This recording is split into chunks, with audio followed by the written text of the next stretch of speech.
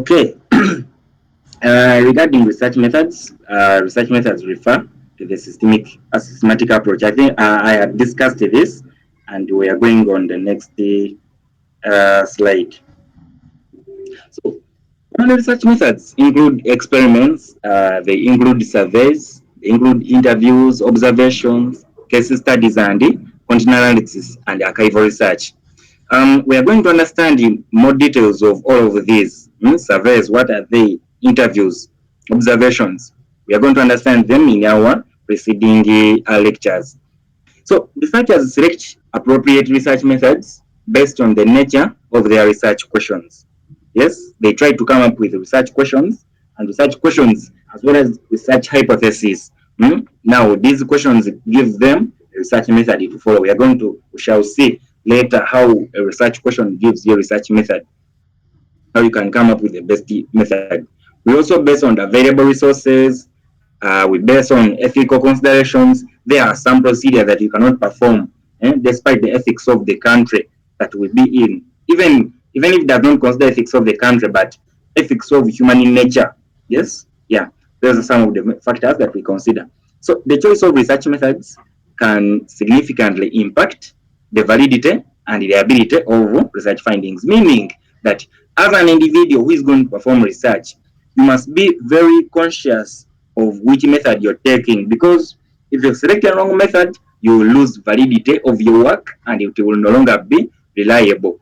The effect it will produce is that you will be regarded as a bad researcher and you will not benefit from the field of research. You can even be sued, yes, once you produce a work which is not correlating. So it is essential for researchers to carefully select and apply appropriate research methods to ensure credibility and rigor of their studies. So these are some of the terms that we use in research methods. They include a hypothesis. This is a testable statement or prediction about the relationship between two or more variables in a research study. A variable is any characteristic or attribute that can vary or change in a research study. For example, I might want to investigate the rate of mosquito net use among adults in Elegu. Yes, yeah, and the variable in this context will be number of users of mosquito nets. You get it, eh? Yes, we have those individuals who receive mosquito nets, perhaps from their governments, but some of them don't use them. So I might want to perform a study, and I want to find out who are those that have received them. I take the number. Who are those that have received and used them? Yes. Who are those that didn't receive, but they went on and bought their own mosquito nets? So the variable there is now the number of people who use mosquito nets. In a study, in case I want to study the rate of mosquito net use among families or among households in Eregu. Yes. Another term used here is sampling. Sampling, we try to select a subset of individuals from a larger population. In case you want to perform a study in Nigeria, you cannot cover the whole country. You will need it to select out a certain sample, and you will use that sample in your investigation. Another term we use here is data collection. That is the process of gathering information or data from the participants. This is the actual field work of research. You go into the field and then try to collect the data from your participants. There are various methods of collecting this data, and it's you now, the individual, the researcher, the person who is investigating. It's you to select your best and appropriate data collection technique. Going to further terms, we have quantitative research. A quantitative research is that research which focuses on collecting and analyzing numerical data to understand relationships and patterns. Quantities. Quantitative research it bases on quantities, numerical data. We need to see figures in your analysis. In your report, we need to see figures if you perform the quantitative study.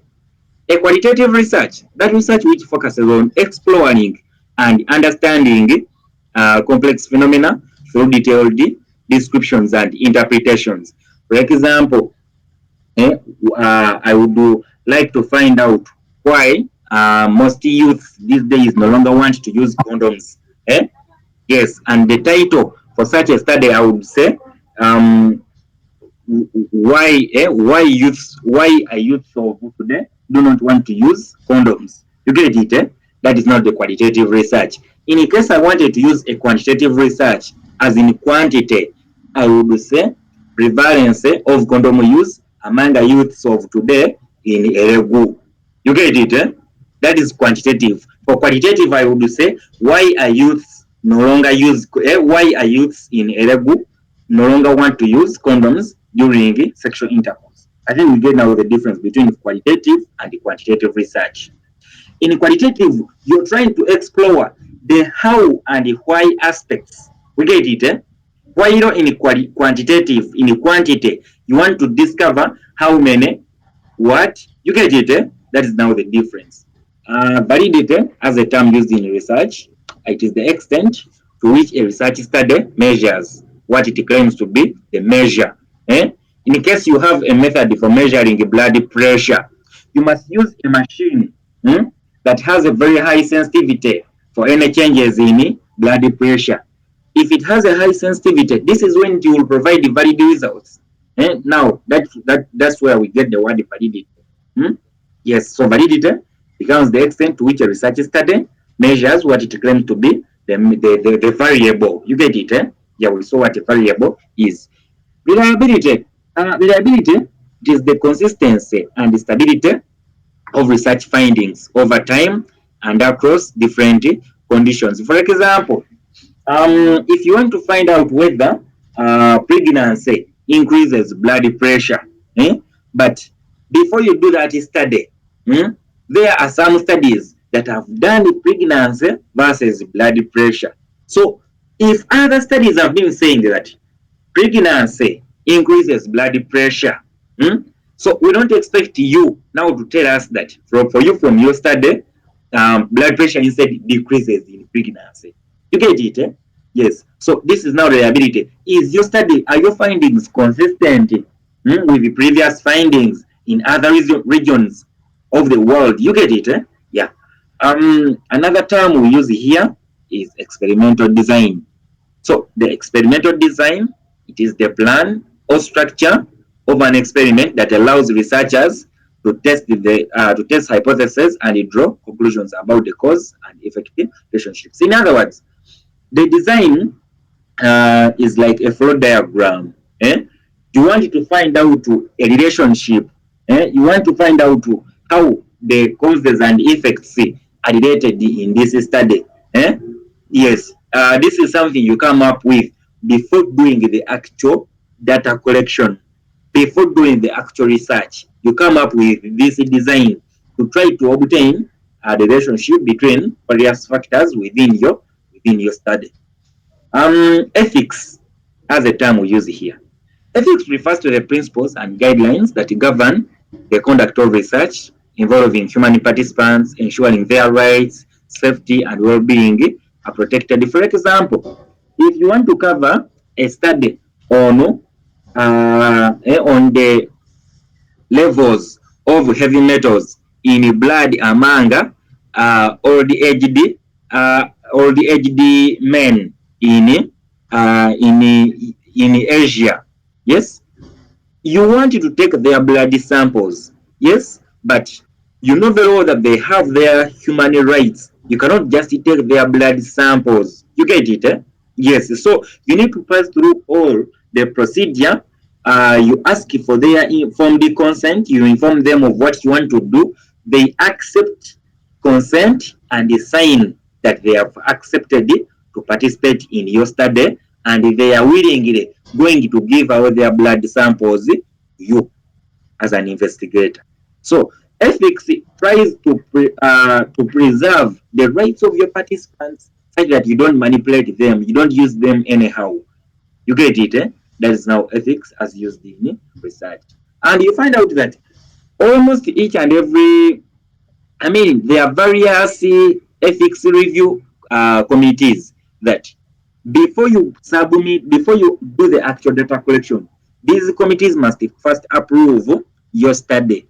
they must first look through the ethics of this study. Does this study preserve the rights of the participants? You get it, eh? Yes, that's what we mean by ethics. Systematic, nature of the research. Yeah, here we are trying to bring about nature of research. First and foremost, research is systematic. Hmm?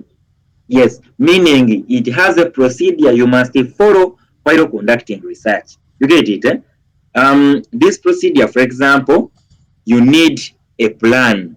Yes, you need to plan.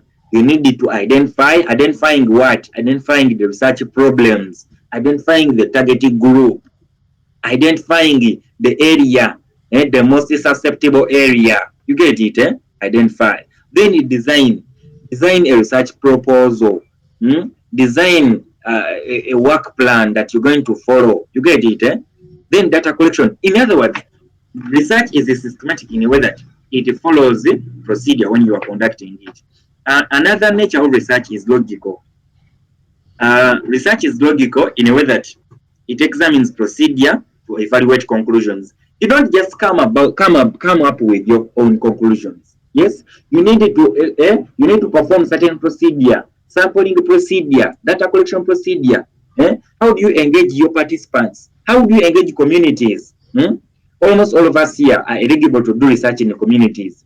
How do you engage your households? You get it? You use, so in other words, it is logical in a way that you don't just come up with something, and you must provide evidence for the conclusions that you're coming up with.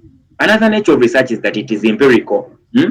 Empirical in a way that decisions are based on data. You cannot just come up with your own decisions. This is now almost the same as logical, but they are different. Logical in a way that it examines procedures to evaluate conclusions. But here, empirical in a way that you observe and decide. You take an observation and then you make a decision. That's what we mean by empirical. Another nature is that it is reductive. Yes, reductive in a way that general relationships are established from data. Yes, data in a way that even if you're trying to draft your research proposal, you will generate your relationships depending on data. Where are you going to get this data from? Literature review. Yes, it is a very crucial step. It's a full chapter in research. Literature review. You must review available literature on the problem you are investigating. You get it? Eh? Yes, that's what we mean by general relationships established from data. Meaning, before data collection, you must have literature to generate a relationship. After data collection, use your data, generate relationships. That's what we mean. Another nature of research is that it is replicable. Replicable is like replication. Yes, actions are recorded, and are recorded in a way that they can be retrieved. If you say that the prevalence of blood pressure in South Sudan is 18%, you get it? If you say the prevalence of blood pressure is 18% from your study, in a case we give another individual to perform the same study, to use the same tools that you used, this individual must come up with the same results that you came up with. You get it? Eh? That's what we mean by replicable. Yes, the individual must come up with the same results like you have also come up with. Taking on the next slide, characteristics of research. We have seen most of them.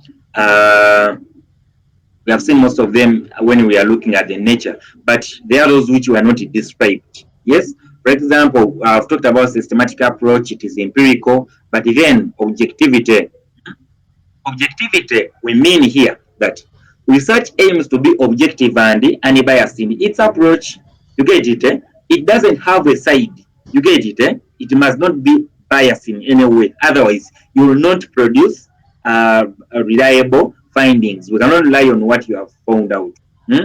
Researchers strive to minimize personal biases and subjective interpretations by using standardized procedures and methods. You see, organizations like the World Health Organization, they came up with the standard procedure. As time goes on, I will be sharing with you most of the World Health Organization guidelines and directives. which are standard and must be followed when conducting any research. That's what we mean by objectivity. It follows the standard format. Then rigor. Rigor, we mean research is conducted with rigor and precision to ensure validity and reliability of findings. Yeah. Rigor includes we use appropriate research designs, sampling techniques, data collection methods, and statistical analysis. Here, we mean also that you cannot just sit down and make your own calculations. You get it, eh? You cannot just sit down and make your own. Yeah. John Victor? Yeah, on. John Victor, try to mute your microphone. Okay, good. Yes, I was saying that rigor as a characteristic of research means that there are standardized tools and methods. And for this case, the way it differs from objectivity is that sampling techniques, statistical analysis, which are appropriate, must be followed. You cannot sit down and make your own calculations. You won't just say that now I have a calculator, let me start calculating, and then you produce your own prevalence. No, you get it?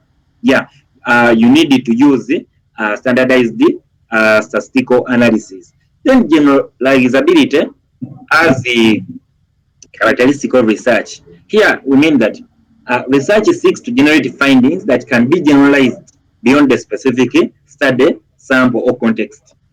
What we mean here, remember I told you when we are defining sampling that sample, if in case you want to find out the prevalence of blood pressure in Nigeria, you will not select the whole country that I'm going to consider each and every one. The population is big.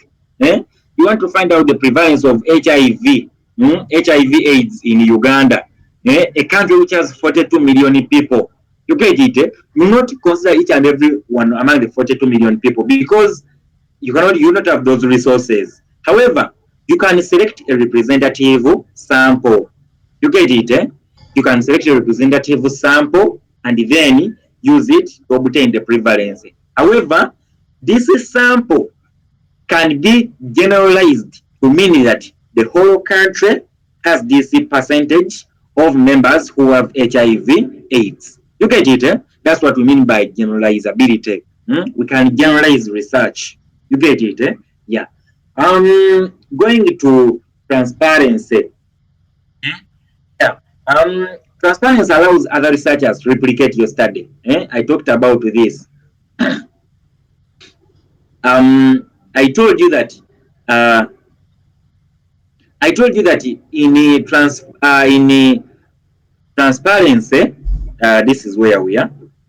In transparency, you must do work which is replicable. I've talked about replication. In the case we send you to a community to do a research on the number of members who use mosquito nets, if you come back and present your findings and we send another individual to the same community to use the same tools that you have used, this individual must come up with the same results that you have also obtained. That's what we mean by transparency. You get it? Yes. Then ethical. I talked about ethical. Research is ethical in a way that you cannot just conduct your study on human beings the way you want. These human beings must understand what you're going to do and must be informed. They consent, accept to participate in your study, and even sign. You get it? Yes, they even sign. Yes, we are. That is ethical. Then another point, it contributes to knowledge. Yes, yeah, research contributes to knowledge in a way that whatever you do adds on something to the available knowledge, to the available information. You get it? Yeah, it must be additive. In other words, you must be bringing up something new. You get it? Yes. Another character is the peer review. That is, you can conduct a research with fellow investigators, and then you submit that research to a review before you publish it. Yes, a review. I told you we have those research review boards. Yes. So your research must be submitted for peer review. Peer means something like a group. You get it? Yeah. For peer review. And another one is that continuous process. Continuous process in a way that what you do as a researcher, it doesn't mean that that is the end of what you have investigated. No, it means that you other members in the future can still investigate what you investigated. You get it? Because a lot of changes have happened. That's why the word is research. We are doing a research, meaning you might not come up with something new, but other members can build up on what you research. That's what we mean by research is a continuous process. When we proceed now to the types of research, you see, research has various methodologies that can be followed. I tried to provide this outline uh, that summarizes all the research methodologies. But don't worry, we are going to talk about each and everything the way you're seeing it here. To start with, basic research. Basic research is also known as a pure or fundamental research. Yeah, fundamental meaning it is that research which is essential, which is going to aid other people in doing further research, but basing on what you have found out. You get it? Yeah. So this type of research aims to expand existing knowledge without any immediate practical application in mind. Basic research is driven by curiosity. Someone is curious to find out something and a desire to understand fundamental principles and concepts. It often forms the foundation of applied research. I've told you that basic research is performed to aid or to foster further research. Yes, and the further research here would be applied research. You get it? Yes, we perform basic research to foster applied research. And then when it comes to applied research focuses on solving specific problems or addressing practical uses. This type of research is directed towards developing solutions, products, or processes that can have real world applications. Applied research often builds upon findings of basic research to create tangible outcomes. I've told you that applied research relies on basic research. Basic research is called the fundamental research because it is performed to foster further research, such that other researchers in the future can build up on it. You get it? For example, census, population census, counting the number of people in the country. You get it? Population census is the basic research, whereby we other researchers, for example, if I want to determine the prevalence of hypertension among adults in Uganda, I will base on the findings which were obtained in the population census. For this case, population census becomes the basic research, while my research, prevalence of high blood pressure, becomes the applied research. I guess the point has reached home. Another type of research is quantitative research. Quantitative, I talked about this. We use numerical data. You get it? Yeah, it relies on numerical data. When it comes to qualitative research, this one seeks to explore and understand complex phenomena. I talked about this also. Whereby here, in quantities, you just want to turn in numerical data and use the figures to know the number of people who are sick, to know the number of people who are most likely to get the condition.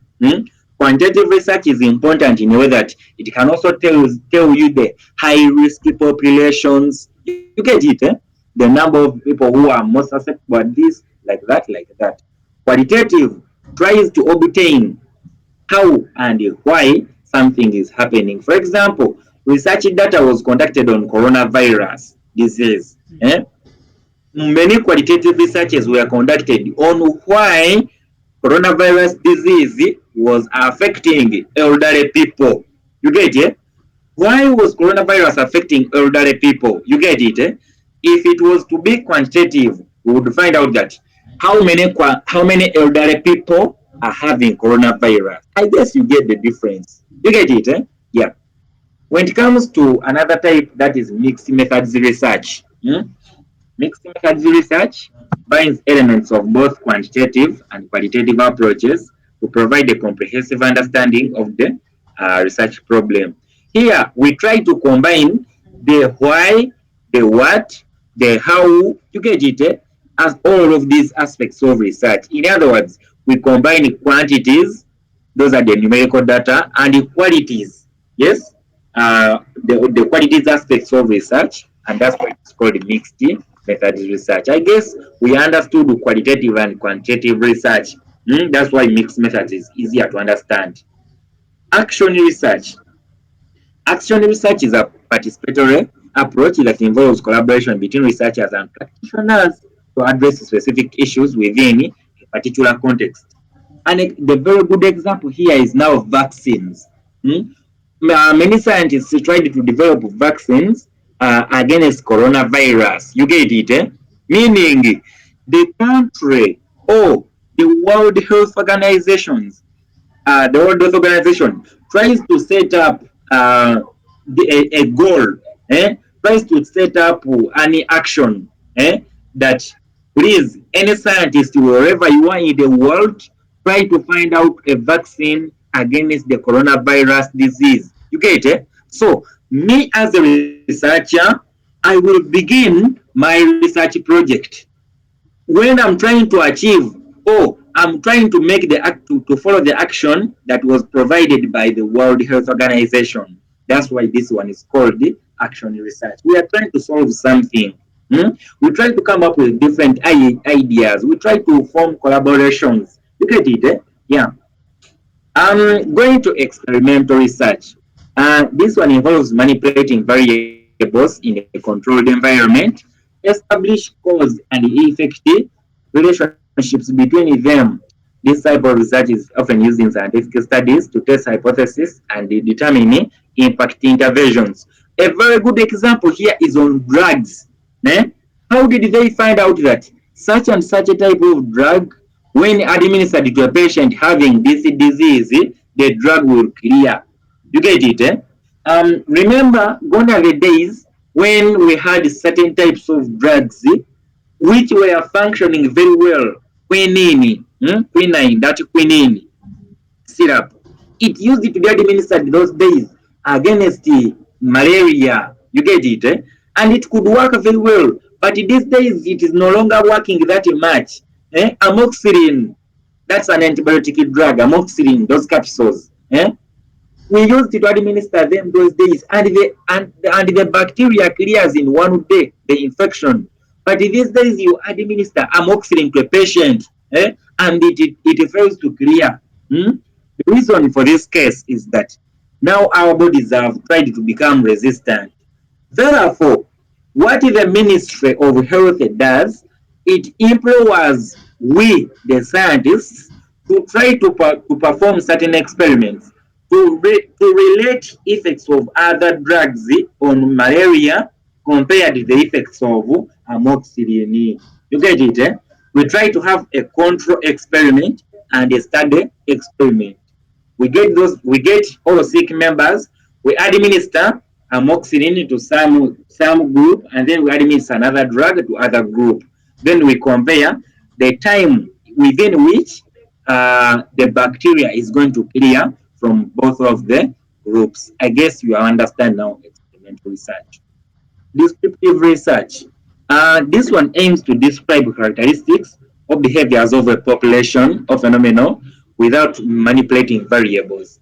This type of research provides valuable insights into the current state affairs but does not establish causal relationships. Another good example here is COVID-19. Many investigators were sent into communities to describe the situation, how it was, despite the presence of COVID-19. How was the situation among the populations, among young children? Descriptive research is important to come up with the standard operating procedures. You get it? Those standard operating procedures, for example, putting on a face mask, sanitizing, all of these ones came up because of descriptive research. Another type is relational research. This one examines the relationship between two or more variables without intervening or manipulating them. This type of research helps to identify patterns of association but does not imply causation. Is alcoholism associated with liver cancer? You get it? Is there an it does not find out what causes liver cancer, but it is trying to, it does not try to find out whether alcoholism causes liver cancer. Those are qualitative research. If you want to say, does alcoholism cause liver cancer? That one is now not correlational. But a correlational research would be, is there an association between alcoholism and liver cancer? The findings you obtain here, we shall get individuals who are taking alcohol. We try to investigate how many of the alcoholic cases are having liver cancer. We are not investigating whether alcoholism causes liver cancer. That would be qualitative research. You get it? But here in correlation, is there an association? If there is an association, how will you find out? You'll find out whereby very many cases who are alcoholic, they also have liver cancer, meaning there is an association. I guess we understand now. Historical research. Historical research involves studying past events, trends and phenomena to understand their significance and impact on present. Researchers use these historical documents, archives and other sources, reconstruct narratives and analyze historical processes. For example, personally, I began this lecture, I told you I'm a researcher and I have an intention. I want to find out whether hand washing during COVID-19 had an impact on hand hygiene related diseases. I want to begin this project in May this year. I want to begin on it. Yes, and I will be updating you in case of anything else, because we are going to be discussing. I'm going to be discussing with you continuously. Yeah, like I've told you, I want to investigate whether hand washing during COVID-19 had an impact on hand hygiene related diseases. Now, how will I find out whether there was an impact? I will go to hospital data. I will go and use hospital data and archives. The archives they have on patients who were admitted to hospitals with hand hygiene related diseases. Before COVID-19, how was the prevalence? During COVID-19, how were the hospital admissions? How about after COVID-19? How are the hospital admissions? You get it? That's now historical data. I'm basing on archives and historical documents. I guess we get it. A very good section here, primary versus secondary research. Yes, primary versus secondary research. Just excuse for that. I'm trying to locate. We are here. This is primary versus secondary research. Yes, I guess we can see my screen very well. Yes.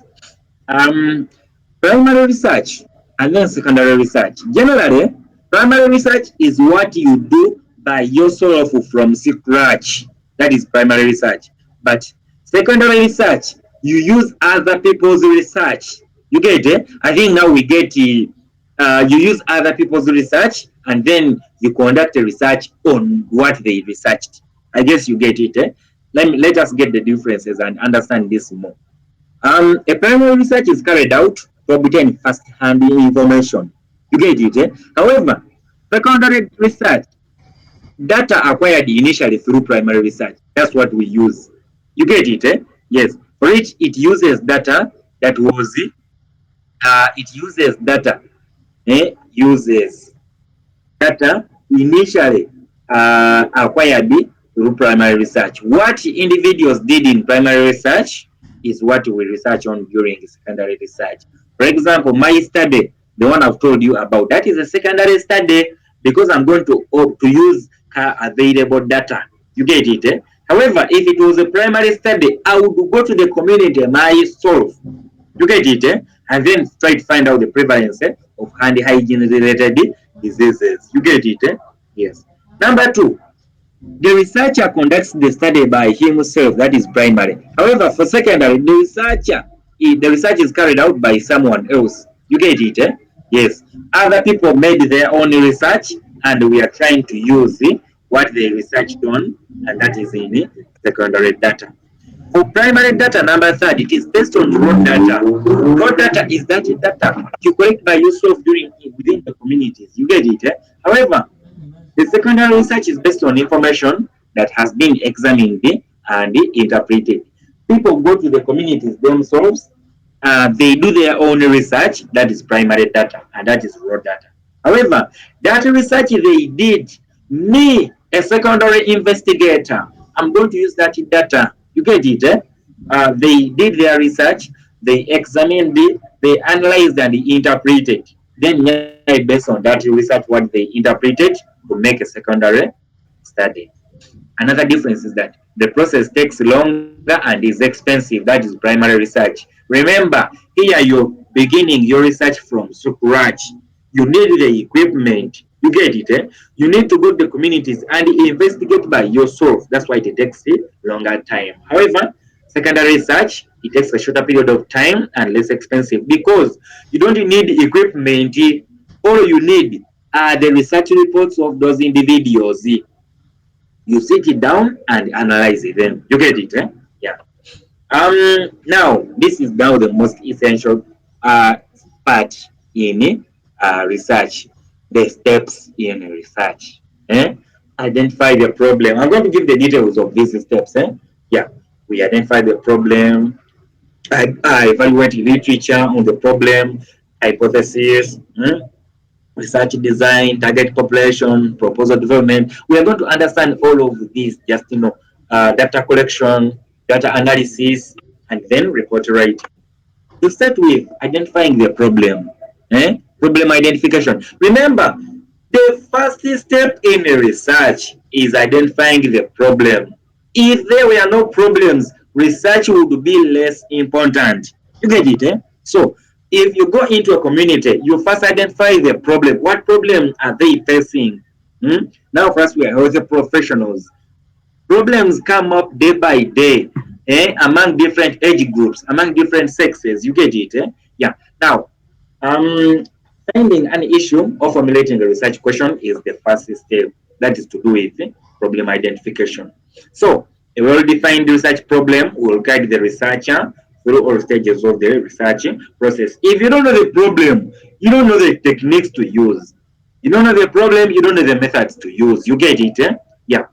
There are a number of approaches to get insight into a topic and gain a better understanding of it.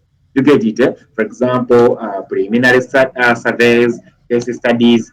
These ones you'll get the details as we go by. I'll be giving you examples of all of these studies.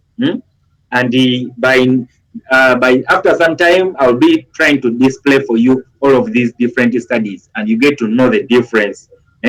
Just keep on following up. Just make sure you attend these lectures every day. Or in case you don't attend, get the videos and watch and understand. You get it? Yeah, we are going to benefit. I've told you about problem identification. It is always the first step. It's easy. Me recently, the research I last published in November last year, it was on prevalence of hypertension among adults in Butambala district. And Butambala district is found in Uganda here.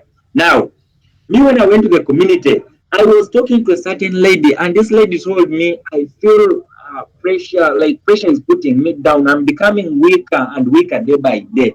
So I tried to find ways of helping out the lady, but I couldn't because I didn't have enough resources. And I wanted to get some resources from the ministry so that I can help all ladies in that line in the community. But guess what? The ministry would not give me my necessary resources. So what would I do? I went ahead and did the research on the prevalence of hypertension among adults in that community. Now, I identified the problem from the woman, that was blood pressure. And now I made the necessary steps and I published that research in a journal. Secondly, evaluation of literature. If you identify the problem, that now the problem is hypertension, is high blood pressure, go on and get the literature of that problem. Get the literature on blood pressure. What does the literature say? What are the available studies? What do they say on prevalence of hypertension? Eh? We find out that the prevalence is very high in low and middle income countries, especially most countries in the sub-Saharan region. You get it? Yes. Most countries in this region have high raised prevalence of such conditions. You get it? So you go on and evaluate the literature on that problem. You get it? Yes. In other words, a thorough examination of the relevant studies is essential. The research process, yes, it enables the researcher to identify the precise aspects of the problem. And once the problem has been found, the investigator needs to find out more information about that problem. So literature gives you the background of the problem. So the stage of literature review gives problem zone background, I've told you, and it teaches the investigator about previous research. Me, once I identified blood pressure, I went on and read literature, and it gave me an insight of how was the prevalence generally in Uganda, how was the prevalence generally in northern Uganda, how was it in Africa as a continent. You get it? Yeah. The researcher can build the consistency between his work and others through a literature review. I told you consistency is crucial in research. Creating hypothesis as step 3. Formulating an original hypothesis is the next logical step after narrowing down the research topic and defining it. A belief that solves logical relationships between variables. That's the importance of a hypothesis. You try to identify your research variables. You get it? Yes. And then you try to generate a relationship between them. In order to establish a hypothesis, you as a researcher must have a certain amount of expertise in that field. This is what I told you at the beginning. If you're not a dentist, you will find the hardship to make research in dentistry. You get it? However, if you are, for example, a reproductive health specialist, you'll find it that it will be easier for you to make research on reproductive conditions. For example, fistula. Fistula among pregnant women. You get it? Yes. Hypertension among pregnant women. Prostate cancer, cervical cancer. You get it? Meaning you have been a reproductive health professional and you do your research in the field of your expertise. If you are a nurse, do research related to nursing, a midwife. You get it? Yes. It is important for researchers to keep in mind while formulating a hypothesis that it must be based on research topic. Your hypothesis that you want to come up with must be based on your research topic. Remember, you identify the problem. All of these steps of proposal development, we are going to see them. Researchers are able to concentrate their efforts and stay committed to their objectives. The fourth step is the research design. The design of your research.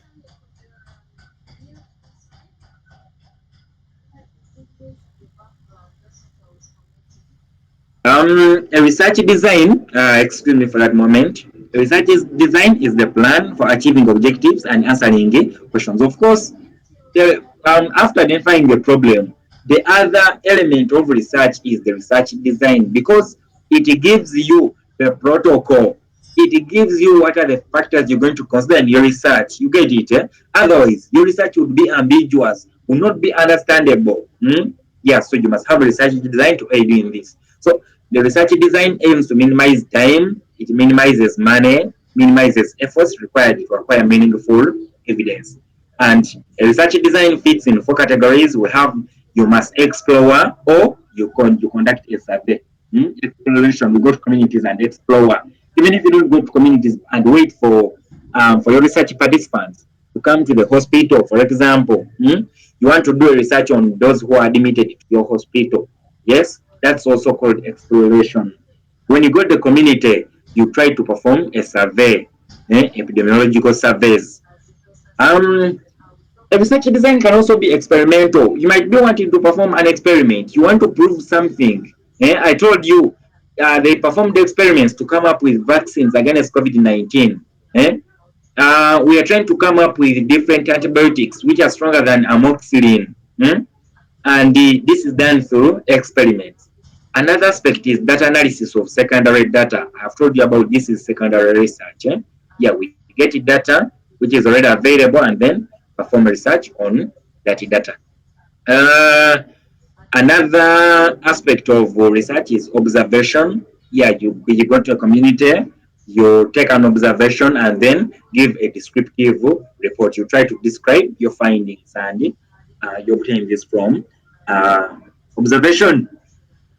Going to the next step, that is describing the population, or you can say target population.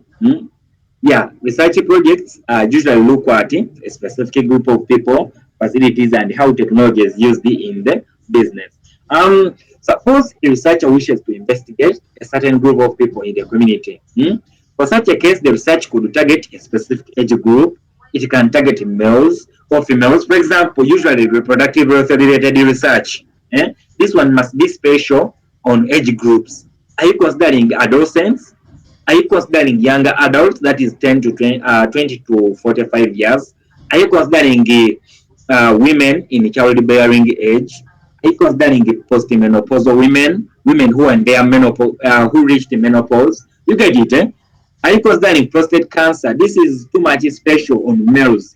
Cervical cancer on females, Yeah, so usually population description is very important. You try to describe the the population you are targeting. You get it?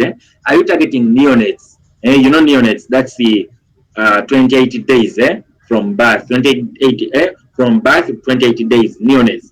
Are you targeting children? You get it? Below 5 years. Prevalence of malaria, or the concentration of that plasmodium, the plasmodium falciparum. That is the most effective protozoa for malaria in Africa. Falciparum. We have Plasmodium mareli, and we have Plasmodium falvax. You will find out these things when you're studying microbiology, in case you have that module. However, I'm talking about this because some individuals want to perform research on what is the most effective Plasmodium species in the African continent. You get it, For example, the falciparum in Africa, the vaccine in America, you get it, Yeah, like that. So this now also takes you to geographical location. This is to do with the targeted population. Step 6, research proposal development. Very important, very important. A research proposal is a formal document that explains what you plan to research about, why it's worth researching. It also explains how you will perform the research. That is the role of the research proposal. The proposal includes information such as the research question, hypothesis, objectives of the study. In other words, it gives you the guideline. It is in line with the research design. Research design is what you are thinking of doing, and then proposal, you try to put it into writing. You get it, Yeah. And the proposal is what you submit to the research review boards, and they try to review your research proposal and see whether they can allow you to carry on the research or not. Research proposal development is also important in describing the ethics, issues to do with ethics of your research study. Further details regarding the research proposal will be discussed in the research method 2, and we shall see how to develop a research proposal. And I want each one of you, after this lecture, I want each one of you, if you haven't started yet, to start on their research proposals. Yes, because as time goes on, we shall go adding on one item to your proposal. But at least you must start thinking of a topic that you're going to research about. Step 7 in research. Our step 7 is data collection. This is important in obtaining knowledge or information required to answer the research issues. Remember, this is now the actual field work. You proceed to go on and collect data. This is the actual field work for research. You get it? Yeah. So every research has its own every research collected data either from literature or people being studied. Data must be collected from two categories of researchers. You get it? Yeah, either primary data or secondary data. Yeah, some sources of primary data are experiments. We can get it from questionnaires, from observation. I told you we can be sent to communities, you perform an observation and then provide a descriptive report. We can get primary data from interviews. You get it? Yeah.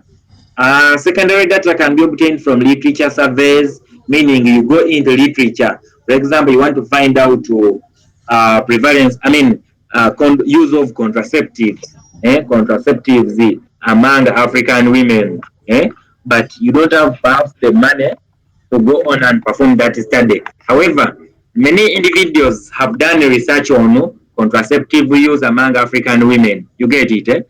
Many have done in Nigeria, in South Africa, many have done in Egypt. You get it? Many have done in here, many have done in very many countries. So me, I can decide to based on that data and then try to provide my own perspective across African continent. Another source for secondary data can be unofficial or official reports. It can be an approach based on library resources. I can go into the library, get books, and then try to come up with something. When we go to another slide, during research design, that is now data analysis. Yeah, the other step, that is step 8, that is data analysis. Here, during research design, the researcher plans to perform data analysis. You get it? Yeah, I told you research design, you are thinking of your research. You get it? Your research, how you're going to do everything. You get it? However, in a proposal, you put it into writing. However, during now the research design and proposal development, you come up with a data analysis plan. You get it? Yeah. After collecting data, the researcher analyzes that data now. You get it? However, you had it in the plan already. You get it? Yeah. So the data examined based on approaching. This is examined while we are basing on the approach at this step of data analysis. So this is now remember I told you the actual field work is the data collection. However, you must analyze that data to come up with a report. You get it? Yeah.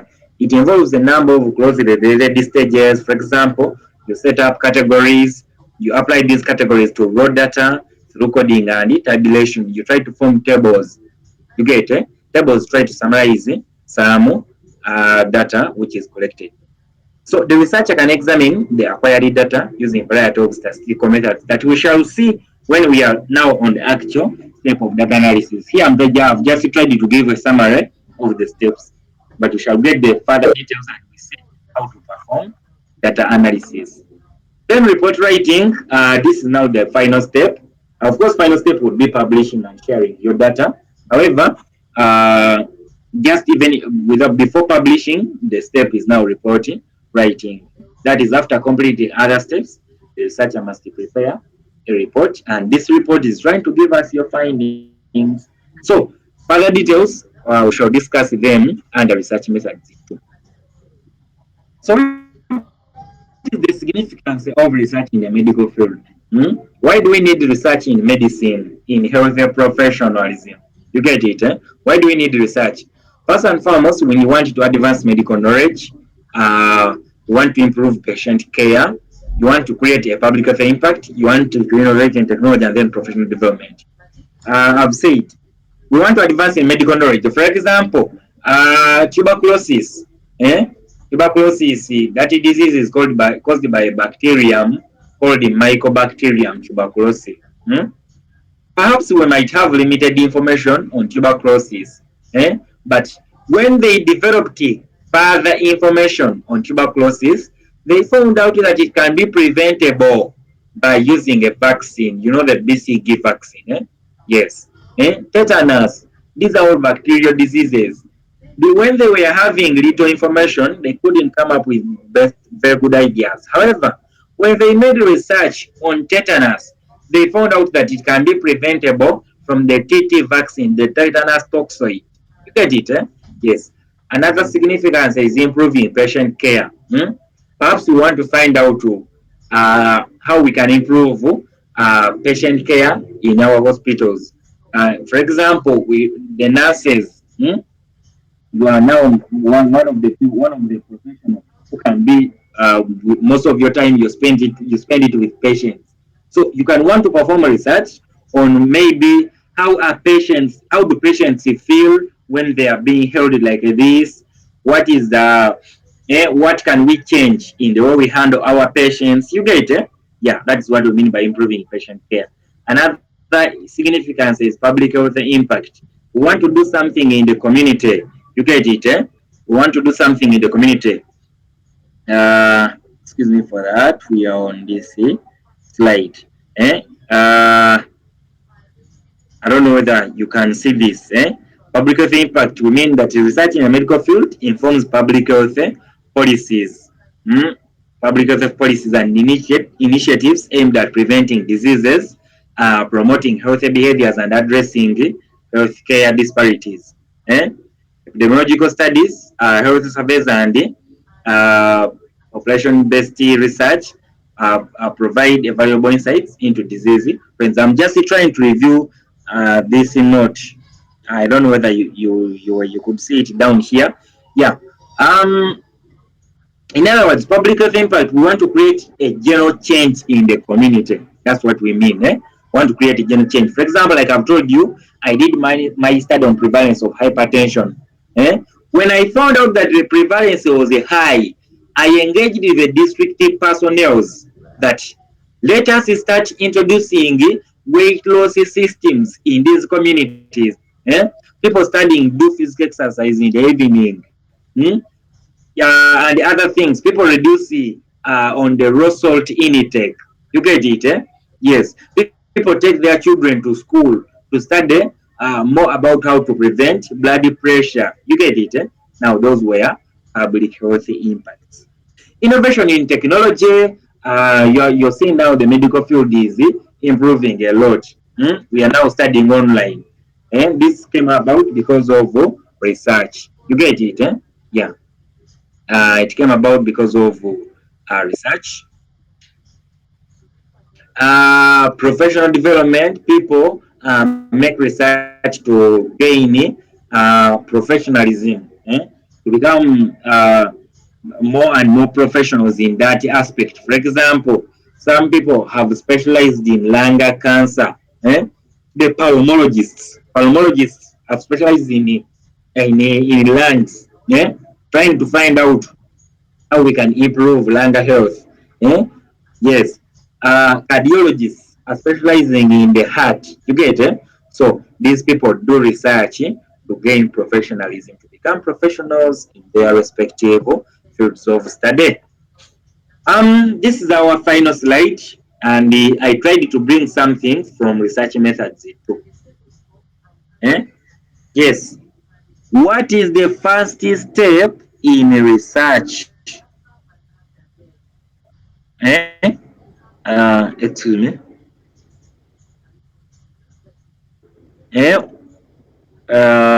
What is the first step in research? What do you do first as you're going to do research? John Victor, I'm seeing your hand is up. Yeah, so the first thing is to identify the problem. So once the issues are identified, then you move to the next. Yeah. Exactly. The first step is to identify the problem. Just like we said before, just like John Victor has said, you cannot do research if you have not identified the problem. You get it? Yes. You identify the problem, you do research. In other words, the problem triggers you to go on and perform your research. You get it? Once you get the problem, you get the appropriate methods, you get the appropriate data collection techniques. You get it? Yes. Just to give some detail, this initial stage involves identifying the topic of interest, narrowing down the focus, and formulating a clear and specific research question that will guide the entire process. So, like I've told you, this is an aspect from research methods 2. It is here. Eh? Excuse me. Yeah.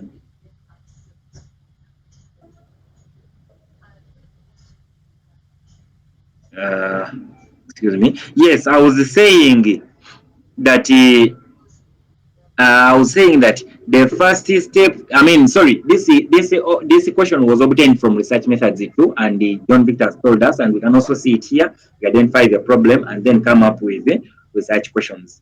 So this is our final slide for today's presentation, and this marks the end of our first lecture. However, I put this information here to tell you that from here, I expect you to go on and start on your research process. Are you seeing this information here I'm highlighting? Yes. You are all expected to have started thinking of a research problem in your community. We are health science students, therefore we cannot fail to identify problems related to health in our communities. Go on and get a research problem in your community, and then you start thinking of how you're going to conduct this research. It is very important if we can, by the end of this week, when you have obtained the research problem, because next week I want each and every individual to send me their topics. I want you to send me your topics, such that we can go on and guide ourselves on how we can develop our research proposals. Otherwise, thank you all for listening to me. Thank you all for attending this lecture. I guess it has been a good lecture, and I intended to stop here for today. Otherwise, in case of any question, in case of any query, it is welcome. Perhaps these were our lecture objectives. I guess they have been achieved. We now know the meaning of research and nature of research. We know the types of research. We know the characteristics of research, essential steps, significance in the medical field. And I tried to pull out. I told you I got something from research methods 2. Here the objective is factors to consider when writing the research proposal. So I tried to get one factor, and the factor I obtained was what